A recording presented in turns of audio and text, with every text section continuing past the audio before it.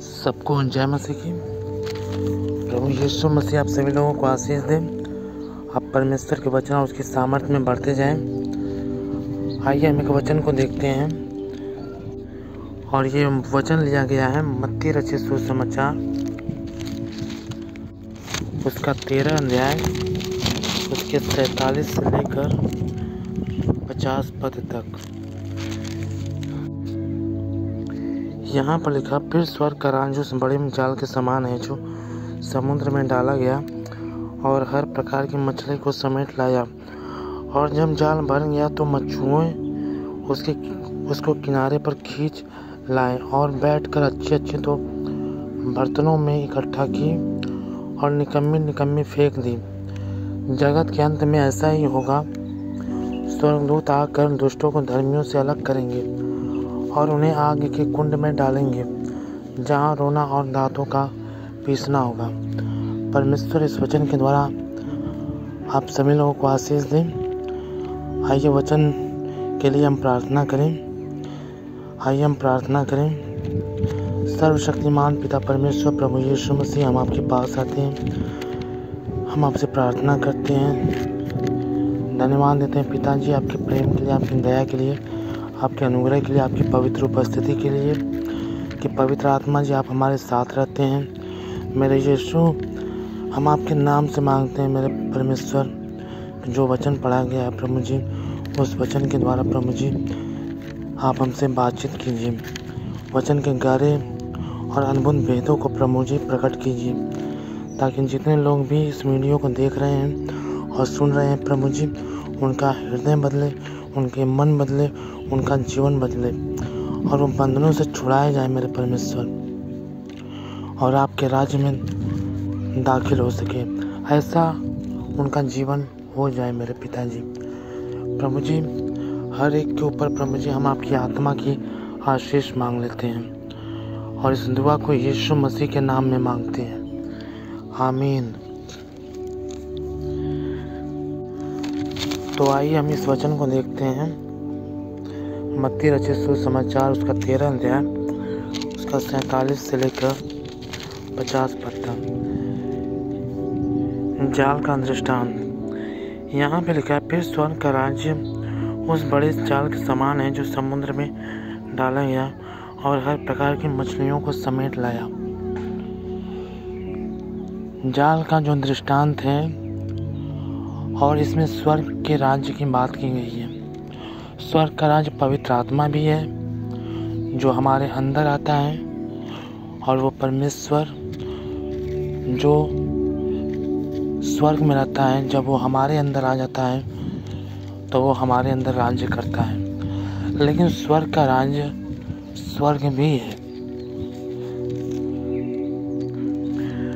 और यहाँ पे उसी स्वर्ग की बात हो रही है जहाँ पे परमेश्वर और परमेश्वर के दूत रहते हैं। और यहाँ पे लिखा, फिर स्वर्ग का राज्य उस बड़े जाल के समान है जो समुद्र में डाला गया और हर प्रकार की मछलियों को समेट लाया। 47वें पद में लिखा कि स्वर्ग का राज्य उस बड़े जाल के समान है जो समुद्र में डाला गया। एक विशाल जाल, एक बहुत ही बड़ा जाल, एक बहुत ही बड़ा जाल जो समुद्र में डाला गया, और ये जाल समुद्र में डाला गया और लिखा है कि हर प्रकार की मछलियां समेट लाया। समुद्र में हम देखते हैं कि अनगिनत प्रकार की मछलियां हैं, बहुत सी प्रकार की मछलियां, छोटी मछलियां, बड़ी मछलियां और बहुत बड़ी बड़ी मछलियां हैं समुद्र में। और लिखा है जब ये डाला गया तो हर प्रकार की मछलियों को समेट लाया। समुद्र में कुछ मछलियां ऐसी भी हैं जो खाने योग्य हैं, और कुछ मछलियां ऐसी भी हैं जो नहीं खाने योग्य हैं, मना की गई हैं। लेकिन यहाँ पर लिखा कि स्वर्ग का राज्य उस बड़े जाल के समान है जो समुद्र में डाला गया और हर प्रकार की मछलियों को समेट लाया। लिखा है कि ये जाल जो था जब समुद्र में डाला गया तो हर प्रकार की मछली, यानी कि समुद्र में जितनी भी प्रकार की मछलियाँ थीं वो उनमें से हर प्रकार की मछलियों को वो सबको समेट लाया।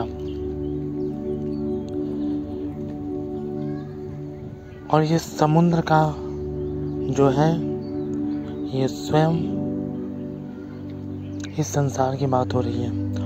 और यहाँ पर प्रभु यीशु मसीह आए, खुदा का वचन आया और वचन पूरे जगत में आज प्रचार किया जा रहा है, लोगों को बताया जा रहा है स्वर्ग के बारे में, स्वर्ग के राज्य के बारे में, प्रभु यीशु मसीह के बारे में।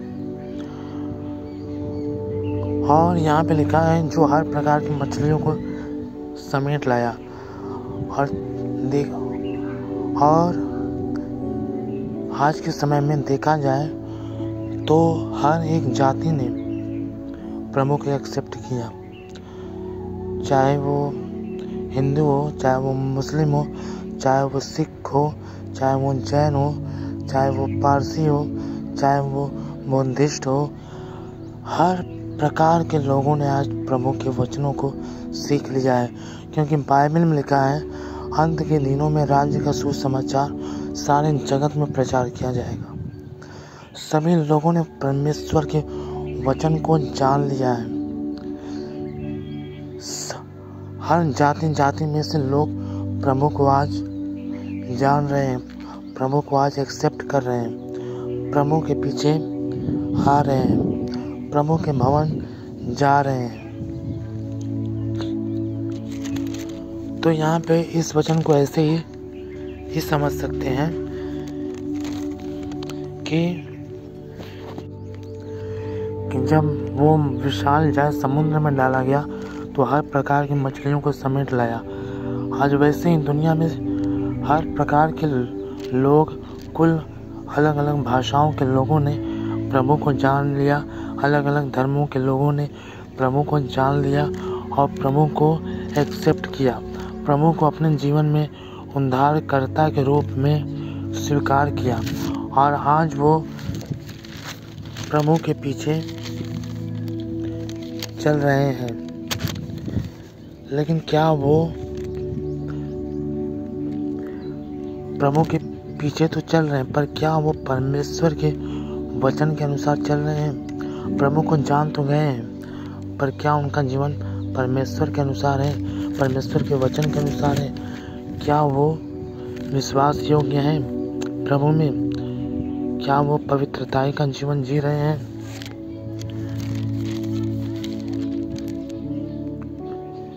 ये प्रश्न है।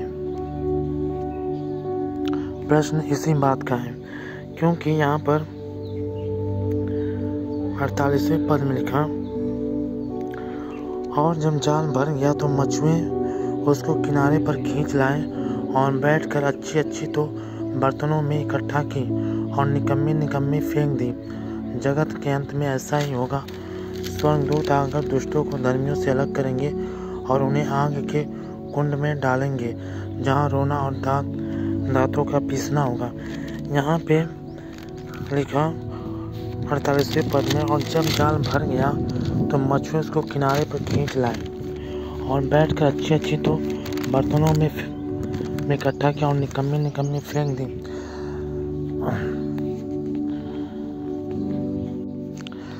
जाल भरने का मतलब क्या है?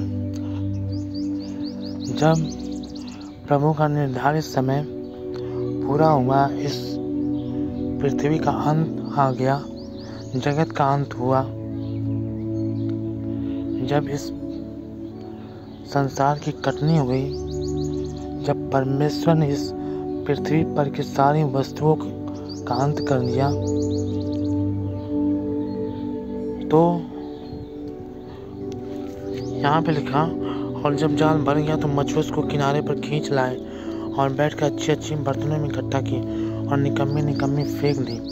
और लिखा जगत के अंत में ऐसा ही होगा। फिर यहाँ पे जगत के अंत की बात की गई। जगत के अंत में ऐसा ही होगा, दुष्ट आकर दुष्टों को धर्मियों से अलग करेंगे और उन्हें आगे के कुंड में डालेंगे।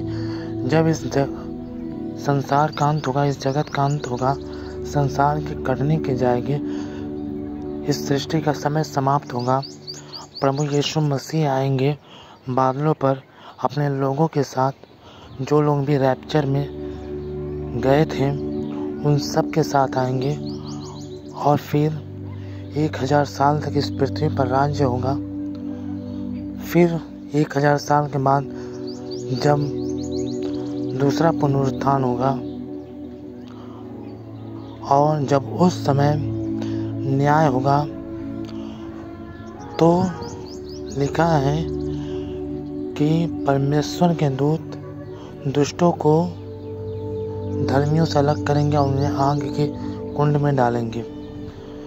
प्रभु को सारे कुल और सारी भाषा के तो लोगों ने जान लिया, पर वो लोग जो प्रभु में पवित्रताई के साथ चले, जिनका जीवन प्रभु में ईमानदारी का था, जिनका जीवन प्रभु में प्रेम का था, मेल मिलाप का था, धार्मिकता का था, वो लोग उस न्याय के दिन स्वर्गदूतों के द्वारा, जब परमेश्वर उन्हें कहेगा कि इन्हें स्वर्ग में डाल दो क्योंकि ये मेरे पिता की धन्य संतान है, तो स्वर्गदूत उनको ले जाकर स्वर्ग में डाल देंगे। पर वो लोग जिनका जीवन अधर्म का था, जिन्होंने प्रभु को स्वीकार तो किया था परंतु सच्चाई से उसके पीछे नहीं चले थे, वो अपने पाप में जिए थे, वो अपनी अभिलाषाओं में जिए थे, वो अपने बुरे कामों में जिए थे, जिन्होंने विश्वास योग्यता का जीवन नहीं जिया, जो प्रभु के साथ इस संसार में विश्वास योग्य नहीं रहे, जिन्होंने मन को नहीं फिराया। परमेश्वर का वचन कहता है स्वर्गदूत आएंगे, इन्हें धर्मियों से अलग करेंगे, इनको आग के कुंड में डालेंगे जहाँ रोना और दांतों का पीसना होगा, और ये उसी में रहेंगे अनंत काल तक। तो इस वचन के द्वारा यही सीखने को मिलता है कि इस दुनिया में सभी कुल, भाषा और जाति के लोगों ने, धर्मों के लोगों ने प्रभु को जान तो लिया, परंतु जो लोग उसके पीछे पवित्रताई के साथ चलेंगे, ईमानदारी के साथ चलेंगे, धार्मिकता के साथ चलेंगे, पूरी विश्वास योग्यता के साथ चलेंगे, वही लोग स्वर्ग के राज्य में दाखिल होंगे, बाकी लोग नरक में चले जाएंगे। क्योंकि इस दुनिया में आज सभी लोगों ने प्रभु यीशु मसीह को स्वीकार करना आरंभ कर दिया है। सभी लोग आज, चाहे वो किसी भी धर्म के हों, जाति के हों, भाषा के हों, आज सभी लोग प्रभु को जान रहे हैं। पर महत्वपूर्ण बात यह है कि उनमें से कितने प्रभु के साथ पवित्रताई के साथ, विश्वास योग्यता के साथ चल रहे हैं। बात ये महत्वपूर्ण है, और यही लोग खुदा के राज्य में दाखिल होंगे। बाकी जो लोग खुदा से बाहरी रूप से जुड़े थे, उनका आंतरिक जीवन प्रभु से नहीं जुड़ा था, वो अपने पापों में थे, वो अपनी अभिलाषाओं में थे, वे अपने बुरे विचारों में थे, वो अपने गलत कामों में थे, वो सभी लोग निकम्मी मछलियों की तरह फेंक दिए जाएंगे, उन्हें आग के कुंड में डाला जाएगा। तो जब प्रभु ने हमें अपने पास बुलाया, जब प्रभु ने हमें चुना, तो हम पूरी विश्वास योग्यता के साथ उसके वचन के अनुसार अपने जीवन को जिए, ताकि हम प्रभु के राज्य में दाखिल हो सकें। हम परमेश्वर का राज्य, जो स्वर्ग का राज्य है, उसमें हमेशा हमेशा का जीवन जी सके, हम उसमें दाखिल हो सके। तो परमेश्वर इस वचन के द्वारा आप सभी लोगों को आशीष दे। सबको जय मसीह की।